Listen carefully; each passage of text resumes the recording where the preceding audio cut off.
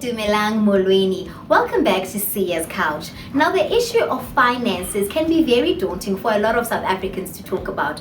But have no fear, because today we have a special guest from Metropolitan who will help us unpack all these financial struggles that most people go through. We are joined by Ntate Tlo Kietsi, who will take us through the finances that we deal with on a daily. Ntate, good morning. How are you? Good morning, Sia. I'm well, thanks. And how are you? I'm well, thank you. Let's jump right in. Talk to us about the CSI projects that Metropolitan is involved in.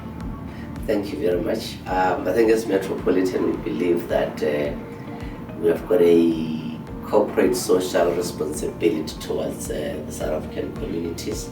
And as a result of that, we believe that we must and we should be part and parcel of what is happening within our communities. Because as an organization, we are because of the people that continue to support us.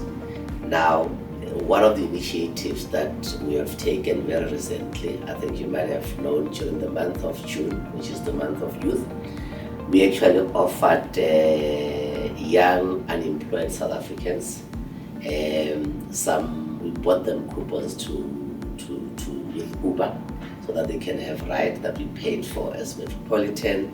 That was a way of saying most of people who are unemployed, all what they need is just to get money to be able to go to the interviews. But we went further to actually assist them with some interview skills. The other important, I think, social investment program that I think we are involved in, what we are very, very proud about, is the collective shapers. I think what we are looking at is really to say, how can we as Metropolitan begin to make a dent on the alarming youth unemployment rate in the country? With the collective shapers, we started these initiatives in Polokwane, Limpopo, whereby we actually looked at agriculture as one of the drivers of the economies of Limpopo, and we looked at the youth that were keen in farming and agriculture. And as a result of that, we went through a process where we partnered with other SA and other people to begin to make sure that we pull this youth together. We went through a selection process, and I think at the end of the day we were left with 10.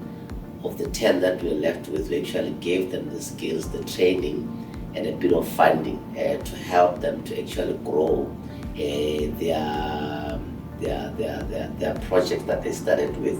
And as a result of that, as we speak today, some of those youth have really started producing some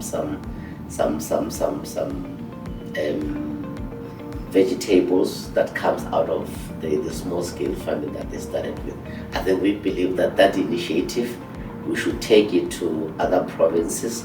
But of course, when we get into either Gauteng or KZN or the Eastern Cape, the needs of those provinces will be different to what you have in Limpopo. But the focus is on the youth and what are the drivers of the economy in that particular province where we'll be taking the collective shapers. We believe in that initiative.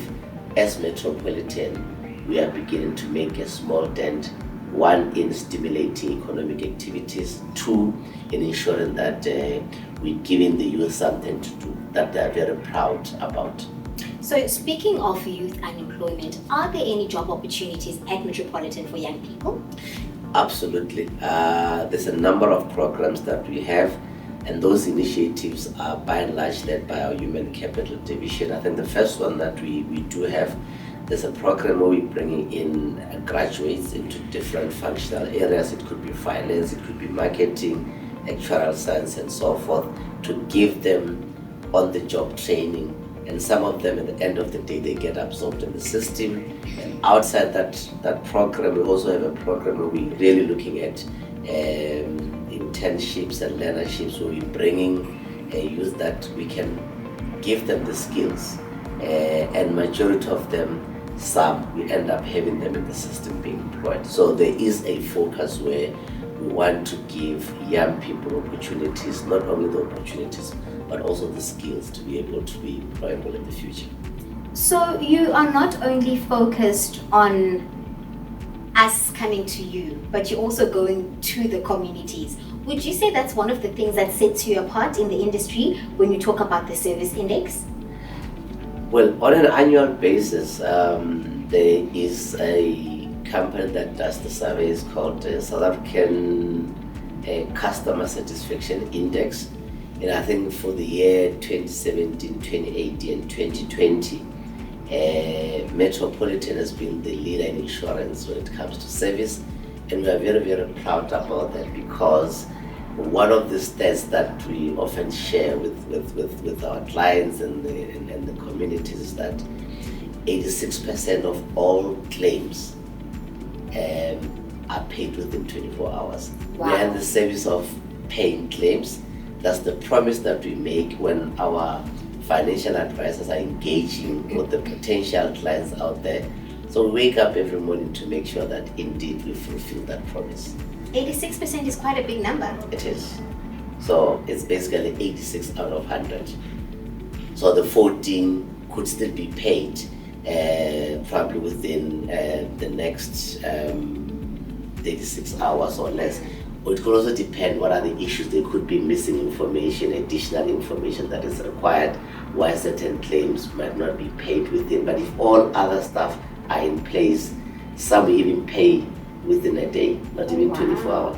Yeah. Oh wow. Yeah. Now, finances, as we alluded to earlier, are a topic or a subject that a lot of people don't want to talk about. So could it be because we are not properly educated about money as a country? Can you talk us through it? Financial education, that is.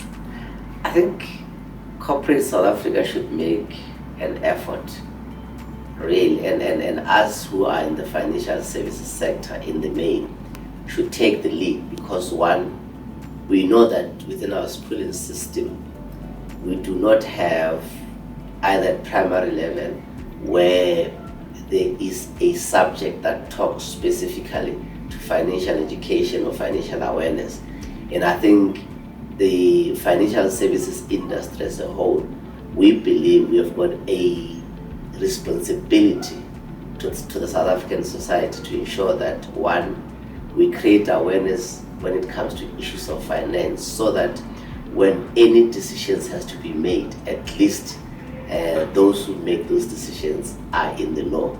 And we went further, I think, as an organization to say we have got a program called the Blueprint Financial Education, where we go to different websites. We partner with labor, we partner with the employer, wherein we run workshops at website level to really create awareness around issues of finance. And I think the appeal that we make is that employers, labor should continuously engage our people across the country and invite us so that we can conduct these financial education workshops, so that we are actually helping South Africans to understand when it comes to issues of finance, what are the things, the do's and don'ts, and how they should be managing their finances. Okay, so now can we wrap up our series and talk about savings, why we should save, how we should save, when we should save? Yeah, thank you. I think the bigger issue that we often talk about, I think, is the myth that surrounds the whole notion of savings. I don't earn enough, I don't have money, I'll only start saving when I've got money. But I think the reality is that all of us must have a plan around our finances. The first thing is to have a plan. I think the second thing is to have a goal. And once you've got those two, I would say the third element, try and find a financial advisor that can assist you, to guide you and navigate around this maze of financial issues.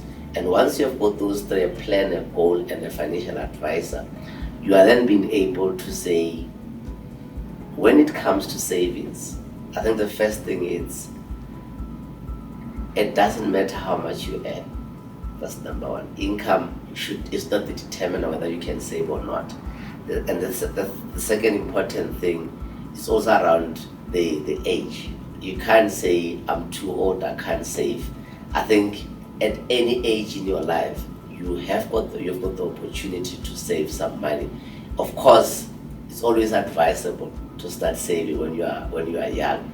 And I think all this just requires some element of discipline, where then you are religiously, month in, month out, you put money aside for the unforeseen circumstances and for the goals that you have set out, for the financial goals that you have set out for yourselves. Because as Metropolitan, our purpose really is to help our client achieve their financial life goals. That's what we wanted to do.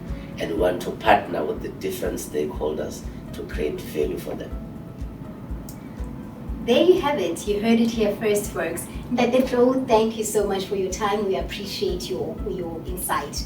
So you've heard it. We have to have a plan. You have to have a goal, and you get to get yourself a financial advisor. Ndadetlo has explained it all to us. So thank you so much for your time, and thank you to you for watching. Until next time, save those randelas.